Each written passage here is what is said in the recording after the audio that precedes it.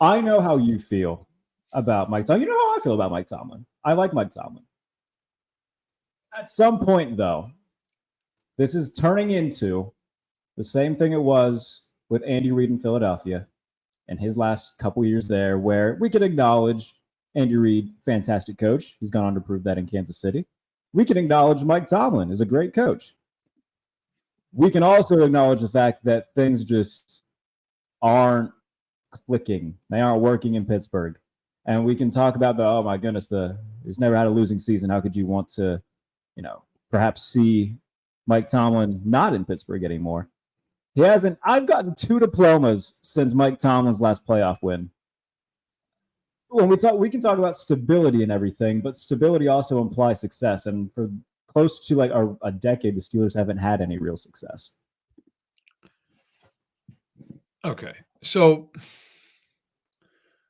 I understand the point of that. You would know off the top here. When's the last time Steelers won a playoff game? What was it, like 2016? 2016. Yeah, they went to the AFC Championship game and got just destroyed by the Patriots, as is tradition. Okay. Well, everybody does. So, sure. So fine. I mean, I hate to tell this to Steelers fans because Steelers fans have this weird thing. And by the way, I also feel like Steelers media has this thing where it's like a lot of them do, where it's almost like the team is seen as, well, the roster doesn't have problems. It's the coordinator. It's the coach. It's like, I don't know how to say this gently. The quarterback stinks. He does. I mean, can we all just like watch film and acknowledge that we all see this? He stinks. Yeah, he's not good. I know you get these people who are like, it's only the beginning of the second year, and that's fine. Like, if you want to play it out a year or two, cool. No problem. But like right now, he stinks. He's not a good quarterback. I would take a bare minimum, and I'm not trying to do each one of my heads with beer for 10 minutes. I would say that off the top of my head, I'd take out minimum 20 plus guys over him. Like I do quarterback rankings every week for Behind the Steel Curtain. I think 27th right now. Okay, so I actually also do them every week for us. So I'm trying to pull them up right now, so I'm not just speaking at the other end. I know it's not high. Okay, I know that. So he is. What'd you say you had him at? 27. I have him at 28. Okay, so we're not far. I mean, he's not. I could sit here and say like, okay, I would take him over like Desmond Ridder, but yes, so would I. I would, but like. For a first-round pick, who, by the way, let's all acknowledge that was an awful quarterback class, and everybody knew in the moment like that might be a little bit of a reach. Kenny Pickett was awful in college, except for his last year. And he was also in college for about 9 years. Yeah, he's been in college since the Kennedy assassination. Okay, and so like I get it, but like let's also be real about this.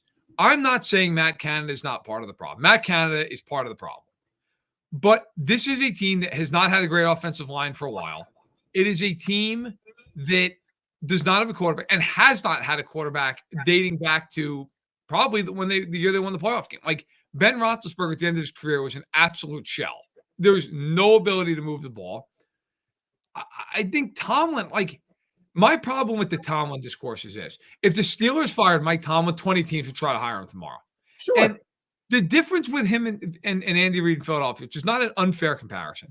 Andy Reid was also the general manager there. That's where things went completely south. Okay? Tomlin's not the GM in Pittsburgh. And Kevin Colbert and Omar Khan wear a lot of blame for this thing. Like, if you want to talk about the roster, cool. Get him a halfway decent quarterback. They have a winning record every year with these guys that can't play. Duck Hodges and Mason Rudolph and Kenny Pickett and washed up Ben Roethlisberger. Like, what is Tomlin supposed to do with these teams? How many, like, are they supposed to be winning 12, 13 games? I got to tell you, I've watched every snap of Steelers football this year. The Niners are a much better football team and boat racing. Fine. Cleveland's defense is really, really good. And the Steelers found a way to win. That took 2 defensive scores. I understand that. They won the game. They beat the Raiders, who they should beat, and they did. All right? Like, I look at the Steelers, that Houston game you could sit there and get annoyed with, and that's fine. They can't score. Like, they have no offense. And here's the other thing with Steelers fans. Stop with Najee Harris already. Okay? He's not Franco Harris. He's not Jerome Bettis in his prime. Like, Najee Harris isn't a bad running back, but he's just a guy. Like, he's not. I've been on that side with you. He's a guy. Not He's saying he's bad. Not saying he won't make a Pro Bowl or two. But like, you're not looking at Najee Harris as defensive coordinator and going, "My God, what do we do?" Like, exactly. The guy doesn't exist on the Steelers. So I think sometimes people have this thought with Pittsburgh that like they should be so much better than they are. And I'll be the first to throw my hat in the ring and say I picked them to make the playoff this year, and I wouldn't be shocked if they still do it. But they are severely limited by having a quarterback who cannot play and an offensive coordinator who's not helping the situation. I don't think it's on Tomlin. I think it's on Pickett and the GM's inability to put anybody on that offense who scares you outside of the occasional play by George Pickens.